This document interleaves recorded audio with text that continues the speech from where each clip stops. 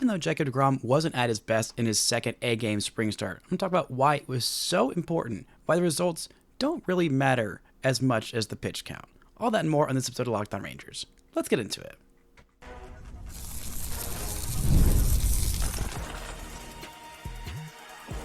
You are Locked On Rangers, your daily Texas Rangers podcast, part of the Locked On Podcast Network, your team every day. You are locked onto the Texas Rangers, the first and best daily Texas Rangers podcast. I'm Bryce Patrick, a cripplingly addicted Texas Rangers fan, covering this team for 11 seasons, including all 6 as the founder and host of this podcast. Thank you all so much for making Locked On Rangers your first listen every single day. If not already, you can follow me on Twitter at Bryce Patrick. You can follow the show at Locked On Rangers. Hit subscribe on your favorite podcasting platform and on YouTube, where the best way you can help grow the show is to comment nearly any single thing below. Now, on today's show, we're talking about Jacob deGrom's second A-game start. Why, even though he didn't look that good, he felt, well, pretty darn good, and why I feel pretty darn good about it. We're talking about this Rangers lineup, what I think it should look like, what it probably will look like, and if Evan Carter might not start the season on this roster. And we're going to talk a little bit about Kumar Rocker's probably final spring start. Before we get into all of that, today's episode is brought to you by FanDuel. Right now, new customers can get $200 in bonus bets when your first $5 bet wins. Now, Jacob deGrom made his second start in an A game of the spring yesterday, going 4 innings, allowing 4 hits, 2 runs. Both of them earned multiple walks. Terrifying. Very un-Jacob deGromian. And 1 home run allowed to go with just 3 strikeouts in those 4 innings. But the most important number there was not the one that I said just yet. That is 57. The number of pitches that Jacob deGrom threw. 57. You want to see them? Here they are. That's what they look like if you're watching on YouTube. A lot of the fastball, a lot of the slider, a lot of the curveball, which he hasn't thrown in quite a few years. Didn't throw a single changeup, but the average fastball velocity was down from even where it was last year, averaging 95.5 miles an hour. It hasn't been that low for a full season in quite some time. It's been since, 2017 was the only time that it was lower. It was the last time that it was lower than that. I mean, he had a slider that averaged 92.5 miles an hour a couple years running from 2022 through 2019, really. I mean, that slider is incredibly hard. But he's prioritizing a little bit more of that curveball. He only threw it to lefties today. Did not use the changeup at all, which is still a very good pitch, and he's trying to make a more concerted effort. But look at where those pitches are. Look at how well they're located. A few of them too many in the middle of the strike zone. He wasn't quite feeling like his delivery was perfect today, but he was, fighting himself down the mound. He said he wasn't, landing quite right, but, not anything too terribly off. Not anything that I think pretty much anybody besides a professional pitching coach would particularly notice, or Jacob deGrom himself.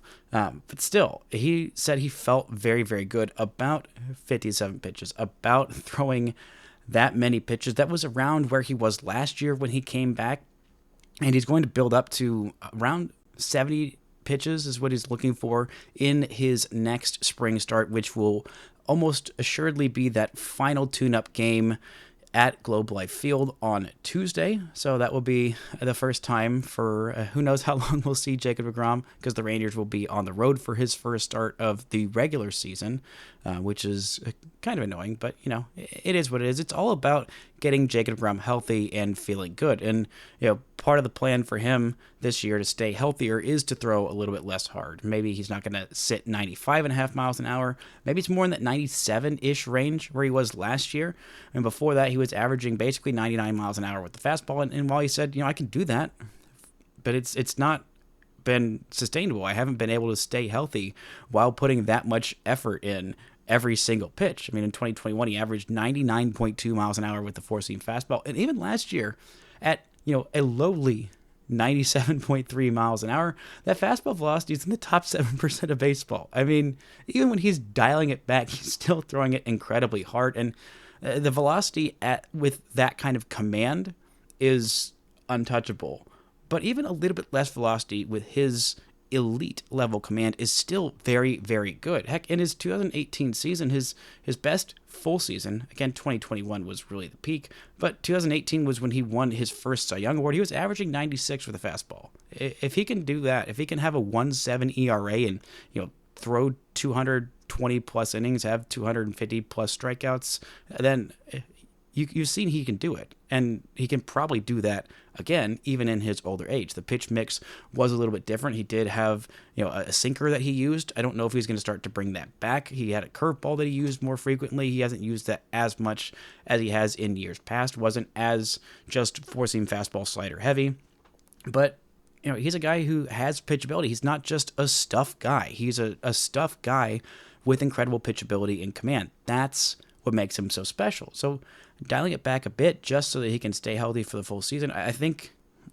that'll work. I'm hoping that'll work. Again, who knows what actually causes these pitcher injuries? But I mean, he said he just felt very, very good about himself being built up to 57 pitches. He wasn't quite as economical as he would have liked, and even if he's limited to around the 80 pitch mark, which is where he's targeting to be built up to for that first start of the season in Game 5, then he can still get you 5, 6, maybe even 7 innings because he's just that good. He is that economical, and he'll be focusing a little bit more on the overall health as opposed to just purely blowing guys away with dominance in however much he can stay on the mound. I mean, because he knows nobody's come back from a third Tommy John surgery to have any kind of career. I mean, their arm's still attached and things like that, but he's not coming back. This is it. This was the last chance, basically. This is the final stretch of his career, and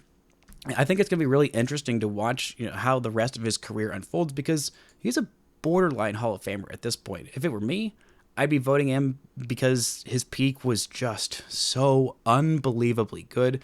Anybody who wins multiple Cy Youngs, and every year that he's pitched 10 plus games outside of 2016, where he only started 24 games, he had 148 innings. He didn't get any Cy Young votes, and he wasn't an All-Star that year.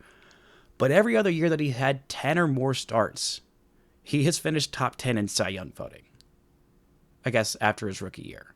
Yeah, after his sophomore year. No, yes, because his second year, he was an all-star. He had 30 starts. He had a 2.5 ERA. I'm surprised he didn't get top 10 Cy Young votes his rookie year at 26, when he had a 2.69 ERA and 140 innings. He won Rookie of the Year, but he didn't get any Cy Young votes. That second year, finished 7th in Cy Young voting. Then had the year where he missed a couple of starts in 2016. He was fine. 24 starts and a 3.04 ERA is nothing to sneeze at. He had a 3.5 ERA, his by far career worst. Yeah, that's right. A 3.5 career ERA, a 4.2 Baseball Reference WAR season, 200 innings, 239 strikeouts. That's his worst year as a full season. He finished 8th in Cy Young voting that year. Finished it up with back-to-back Cy Youngs. Finished 3rd in 2020. Still very much think that he should have won it that year. He made 12 starts then. Then he made 15 starts in 2021. And he finished 9th in Cy Young voting. Excuse me.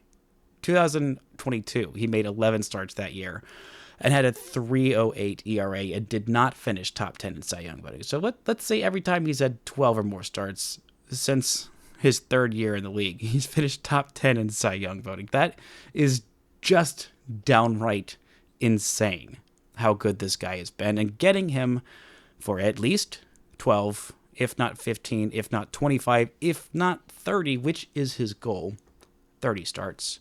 We'll see what that innings limit looks like. But if the Rangers do get 25 plus starts from him, they're going to need it at this point. I mean, they signed the worst starting pitcher in baseball for the last 5 years because they just need innings. And that's more about what the back end of the rotation is doing and looking like more than the front end of the rotation. Mahle had a really great start his last time out. Nathan Eovaldi, not really worried about what he's going to do. He's going to be good because he's Nathan Eovaldi, and he has been good. Mahle, I'm much more optimistic on after that last start than I had been earlier this spring. And deGrom, they're going to be playing it safe with him, pitching him every 6th day as opposed to every 5th day, at least early on. I don't imagine he's going to go much more than 80 pitches in any of his starts for the first half, but down the stretch, I think they could, really take the limiters off, and he could, really go back up to, starting every 5th day and throwing 100 pitches like a normal starter's workload. But you got to be gentle with that because he hasn't made 30 plus starts since 2019. That's been a little bit. He's a little bit older than he was back then. To be specific, he is 6 years older. Yes. He's still 31 back then. I mean, just the level of dominance with this guy. And like I said, his Hall of Fame case is kind of borderline at this point. If he comes back and has a really good season this year as an all-star, has a top 10 Cy Young finish, you get closer in some of those counting stats, I think that's definitely possible. And then next year, you fully take the limits off of him. It will be his age 38 season in 2026. But if he's fully healthy and fully built up, there's no reason to think he couldn't win his third Cy Young. And if you have 3 Cy Young awards, there's no way they keep you out of the Hall of Fame. And especially if he leads the Rangers to a championship in 2025, which again we'll see. The Rangers are going to need a lot from him with the John Gray injury, which thankfully isn't as bad as we initially feared. I talked a little bit about that on yesterday's show. Hopefully Bradford comes back. Hopefully Rocker and Leiter take those next steps. We'll talk a little bit more about Jack Leiter and Kumar Rocker later on in this show. But up next, we're going to talk about Evan Carter. It's been a rough spring for him, and should the Rangers start him in AAA? We'll talk about all that and more right after this. This show is brought to you by Upwork. Scaling your business requires the right expertise at the right time. With Upwork, you can find specialized freelancers in marketing, development, design, and more. Experts ready to help take your business to the next level. Upwork gives businesses flexibility by connecting them with top freelance talent across multiple industries, including IT, AI, web development, and marketing. Whether you need extra hands for a project or a long-term partner, Upwork makes hiring people simple and affordable. If you need help with marketing campaign, Upwork can connect you with a freelance expert who delivered incredible results. Visit Upwork.com right now and post your job for free. That's UPWORK.com. Upwork.com to connect to top talent and grow your business today. The show is also brought to you by FanDuel. March Madness is here, and FanDuel is giving you a chance to get in on the action like never before. Right now, new customers can get $200 in bonus bets when your first $5 bets wins. That's $200 extra bucks you can use on everything from buzzer beaters to Cinderella stories, and even who's cutting down the nets. This year, in my March Madness bracket, I was trying to not be a homer, but alas, my Texas Tech and Alabama bias most definitely came through. Of course, I have those two playing in the championship. Or we were just talking about Jacob deGrom. If you wanted to bet on him for the favorite to win the AL Cy Young, he is not the favorite right now. It has the fifth best odds at plus 1,400. The only ones ahead of him are 3 lefties: Tarek Skubal, Garrett Crochet, former Ranger great Cole Reagans, and then Logan Gilbert. Right now, Paul Skeens, the favorite at plus 200 to win the NL Cy Young. So go check out all the action. Visit FanDuel.com to get in on the college hoops action all tournament long. Shout out to the Air making Locked On Rangers your first listen every single day. We're back on tomorrow's show talking a little bit about this Kumar Rocker start and just what we learned with the Rangers in Arizona, because they are leaving Arizona this weekend. We are almost there. The regular season starts next week. I cannot wait. But you know what I can wait for, and I guess we'll have to wait for, is the first Rangers Sports Network game on Spectrum. The Rangers had their first Rangers Sports Network game broadcast this week on Tuesday night. They are having another one tonight. Kumar Rocker against the Rockies, the old rock off, if you will. The rock opera? Maybe there's a better term for it. I like rock opera. I think that's what we're going to go with for tonight. But that's going to be at 8:05 Central Time. But if you have Spectrum in Dallas, you are not going to be able to see it, despite the promises of the Texas Rangers and Spectrum to carry the Rangers Sports Network. That first game was blacked out. I talked a little bit about Spectrum and the issues that I have been having with my own personal plan. I'm honestly not sure if I have the Rangers Sports Network or not, because that's how much of a mess Spectrum has made all of this, and it's not fixed yet, and it's probably not going to be fixed for tonight. Now, that Victory Plus deal is looking pretty good. I did want to correct myself yesterday. My words got all jumbled. I said that Victory Plus is $100 a month. Nope, that is for the full season if you live in market, which is the entire state of Texas. I'm pretty sure the entire state of Oklahoma, parts of Arkansas, Louisiana, and also the eastern parts of New Mexico. Those Rangers games are blacked out. But with Victory Plus, honestly, I've watched a lot of Stars games this year, and it's been a really good product. It's very convenient. And you just don't have to worry about, do I have this channel? What channel is this on? It's just on that thing. It's $100 for the full year. 135 games, I believe, will be broadcast through that. There will also be 15 Friday night over-the-air games on, I was about to say TXA 21. That is not the case. Those days are gone, but CW33, which is Channel 9, the CW, locally here in DFW. Check your local affiliates, Rangers.com, then go click on TuneIn. It should give you a better idea of where you can actually watch these games, because it's just such a nightmare. But a Spectrum spokesperson said that the issue should be fixed by Friday, which means tonight's game will be too late for.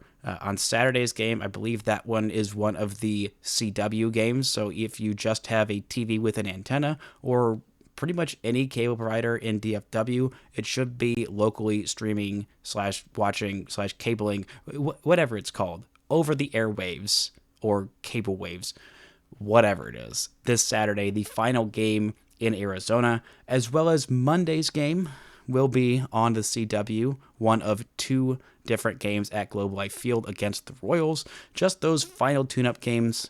And then that Tuesday game, which is probably going to be a Jacob deGrom game, which would be the first televised Jacob deGrom game of the spring, the only televised deGrom game of the spring, because he kept just missing days that are actually televised or have StatCast data or pitching on backfields or whatever.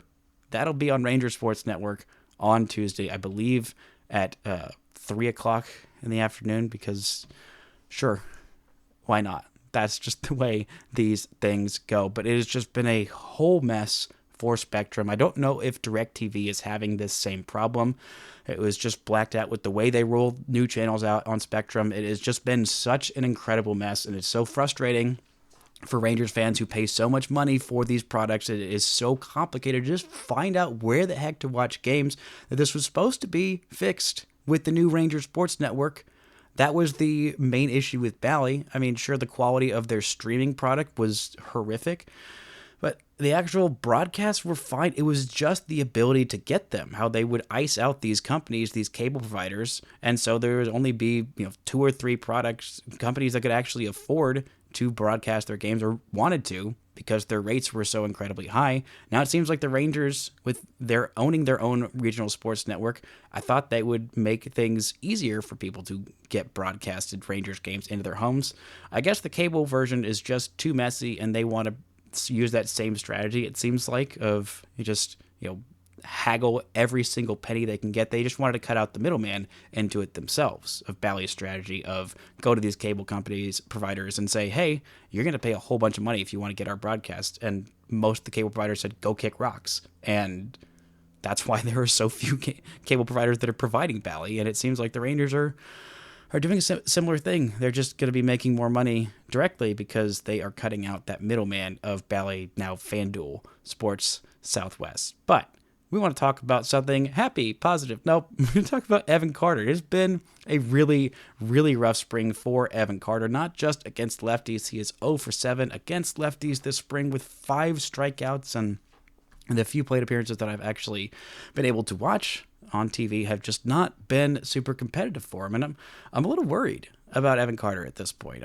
He's got that back issue he has been dealing with. It is a chronic thing, and he is not impacting the baseball against righties either. And he's expanding the zone more than we've seen from Evan Carter. He just doesn't look like that same full count Carter that we've seen in the minors, that we saw the little savior on that stretch run in 2023, where he was just unbelievably good.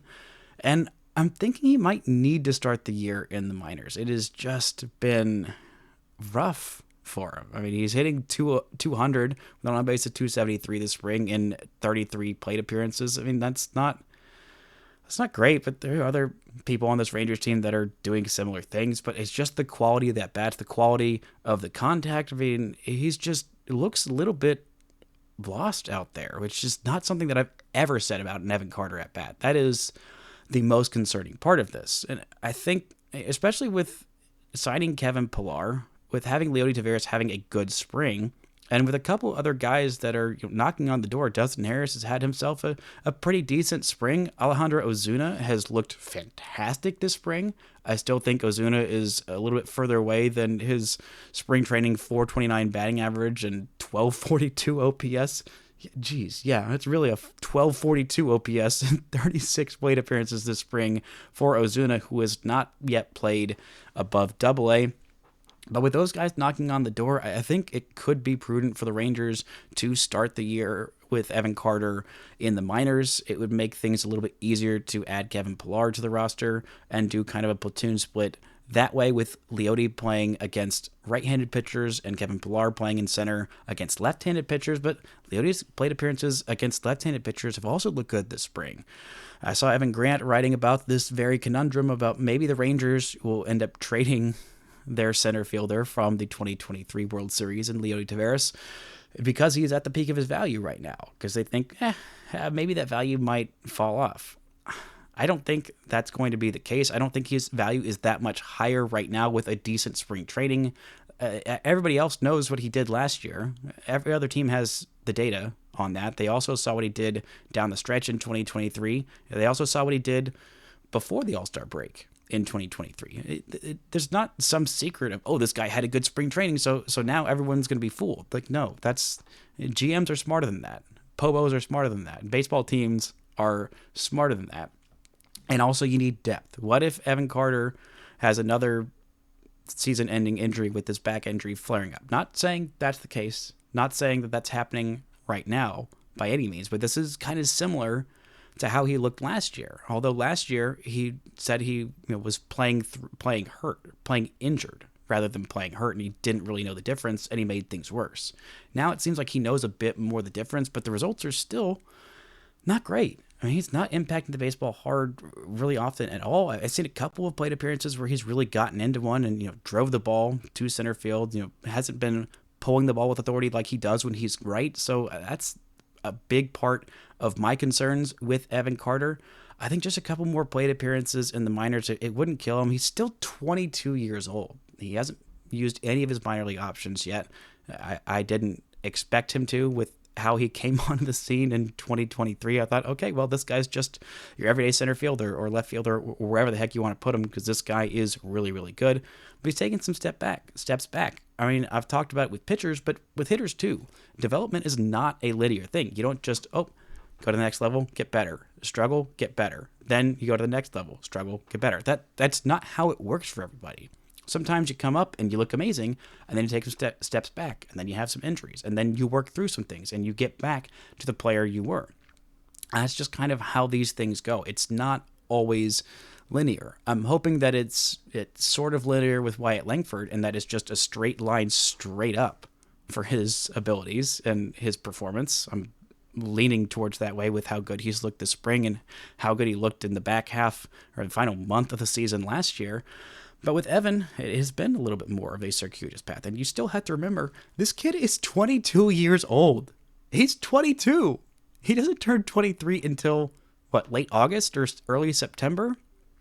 He is still so incredibly young and hasn't played all that much professional baseball. That stretch run was incredible, a thing of legends that we will be talking about for the rest of time, and also kind of set him up for failure just a little bit, in that a lot of people expecting, this is just who this guy is. That's not the case. That is an unreasonable bar to set. But I think that maybe sometime in the minors, if not to start this year, then maybe in the middle at points this year for Evan Carter could be on the table. And if that happens, don't freak out. Don't think everything is wrong with Evan Carter. Just think, this is a kid who needs a little bit more time to cook, because he came up so fast, had so much success, and still has some things to work on, as do we all. Speaking of guys with things to work on, I'm going to talk a little bit about Kumar Rocker, what I'm looking for in his final start of the spring tonight, and if this is going to decide if he makes the Rangers opening day roster or not. All that and more right after this.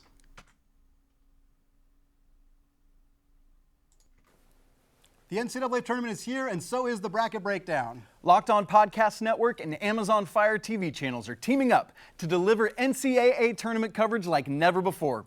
Watch studio shows featuring former players and Locked On's local experts as they guide you through every upset, buzzer beater, and bracket matchup. Stream it all for free on Amazon Fire TV channel. Search Bracket Breakdown to see it all for free. It's your team every day.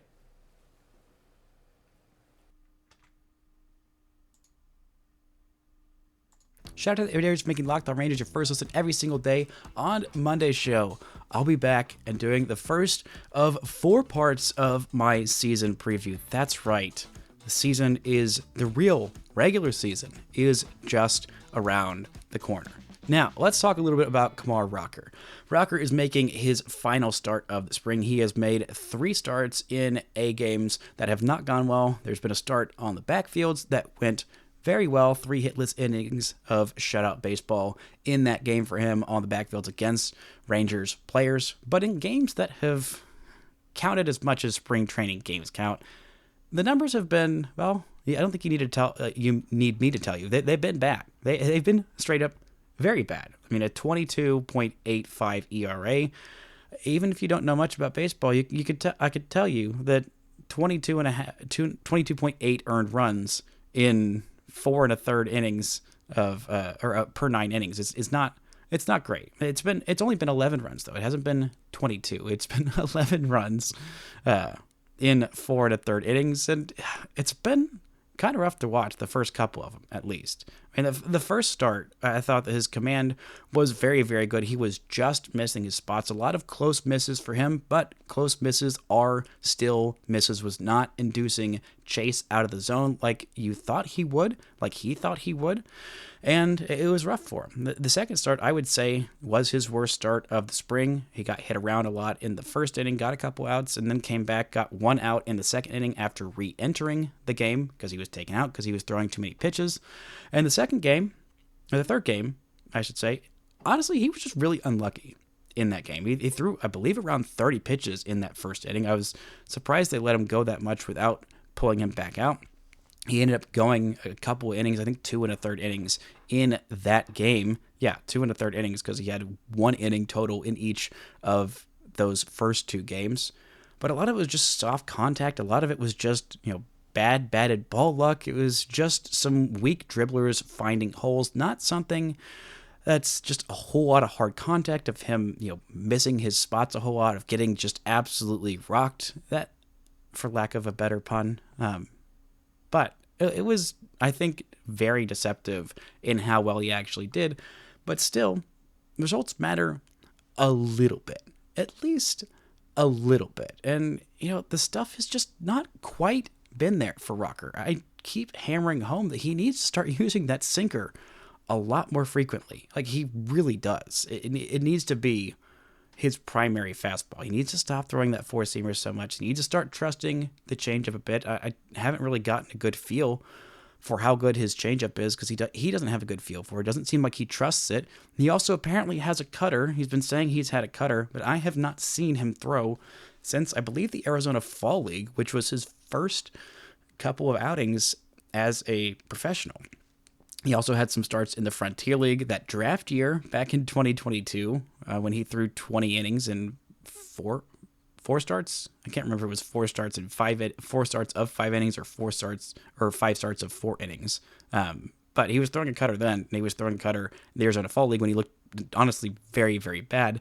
Maybe now with his reworked and better mechanics, the cutter is not feeling as good out of his hand, but he just needs a few more pitches. The rock ball, the curveball slider, that's very good. It's a very, very good pitch. One of the best pitches on this Rangers team and in all of baseball right now.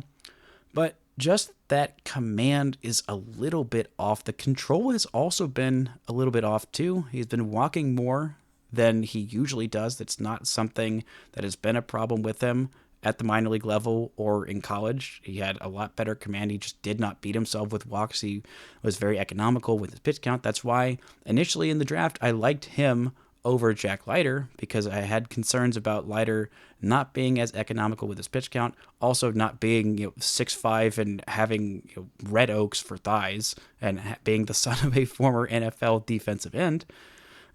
That's why I liked Rocker a little bit better. But those qualities haven't quite been on display in the way that you would like to see with Rocker. I can't remember exactly how many pitches he threw in his last start, but it was only 2 1/3 innings. I think it was around, maybe he got built up to 60 pitches. I'm hoping that if he gets up to around 70, maybe he has a shot at 80 opening up the season in this Rangers rotation. But I think the Rangers are going to take, the whole of what he has done in his time in the Texas Rangers system, not just what he has done in spring training, not just what he did at the big league level last year, not just what he did at the minor league level last year once he was done rehabbing and when he was in AA and AAA, absolutely obliterating hitters at a pace. I've never seen a starter look that good in a AA game.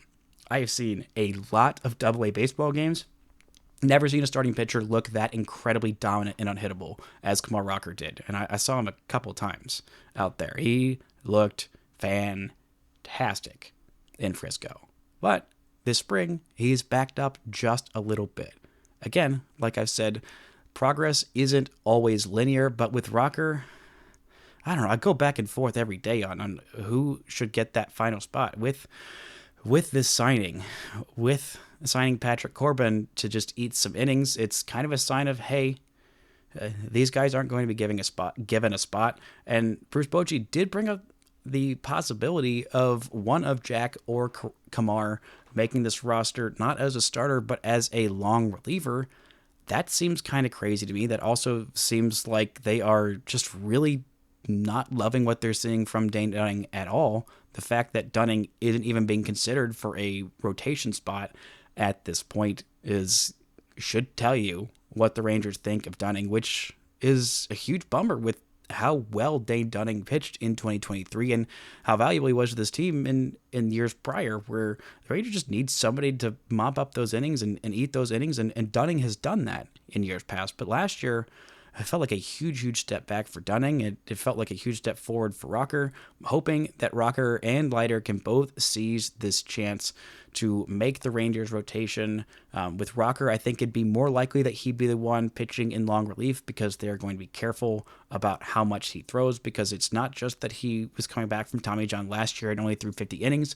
He only threw a few starts and a few innings in 2023 before that Tommy John, and even in 2022, he barely threw a whole lot of innings. So it's really been since 2021, his final year at Vanderbilt, that he's thrown anywhere near 100 innings. It's a long time of layoff. It wasn't just the Tommy John; it was the everything that's gone into that. So the Rangers are probably going to be just as careful, if not more careful, with Rocker as they are with Jacob deGrom. And so I'm just curious to see what he does in this outing. Can he start using that sinker a little bit more? Can he start trusting that changeup? Will we see a single cutter? And even if he has some issues with all of those, can the rock ball be just good enough to make everything else not really matter? I'm really excited to see what he's going to do tonight, how I'm going to watch the game. Who knows what Spectrum will be doing before tonight's game, but I am very, very excited for it nonetheless, but more excited for opening day next week. Y'all, we are almost there. A week away today. I cannot freaking wait. That's going to do it for today's show. Thank y'all so much for listening and subscribing, and until next time, don't forget to enjoy baseball.